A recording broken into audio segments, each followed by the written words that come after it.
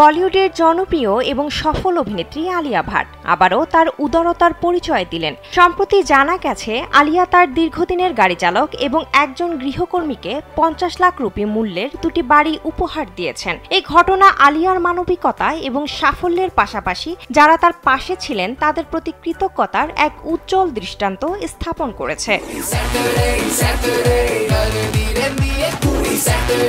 2012 সালে student of the year সিনেমার মাধ্যমে বলিউডে অভিষেক হওয়ার পর থেকে আলিয়া ভাট একের পর এক হিট সিনেমা উপহার দিয়ে চলেছেন। স্যান্ডেলিনা সো, রূপচর্চায় আভিজাত্য। বর্তমানে তিনি বলিউডের শীর্ষ সারির একজন তারকা, যিনি শুধু দেশেই নয় আন্তর্জাতিক অঙ্গনেও নিজের পরিচিতি করে তুলেছেন।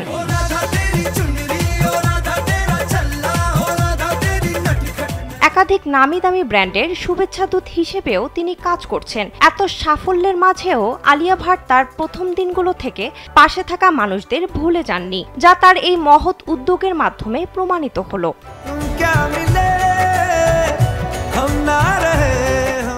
ভারতীয় গণমাধ্যম সূত্রে জানা যায়, আলিয়া তার গাড়ি চালক সুনীল এবং দীর্ঘদিনের গৃহকর্মী অমলকে মুম্বাইয়ের অভিজাত এলাকায় বাড়ি কেনার জন্য 50 লাখ রুপি করে অর্থ সাহায্য করেছেন। এর আগেও 2019 সালে এই দুই বিশ্বস্ত সহযোগীকে আর্থিকভাবে সাহায্য করেছিলেন আলিয়া। তার এই উদারতা সাধারণত পর্দার আড়ালেই থাকে, তবে এবার বিষয়টি প্রকাশ্যে আসতেই চারিদিকে প্রশংসার ঝড় উঠেছে।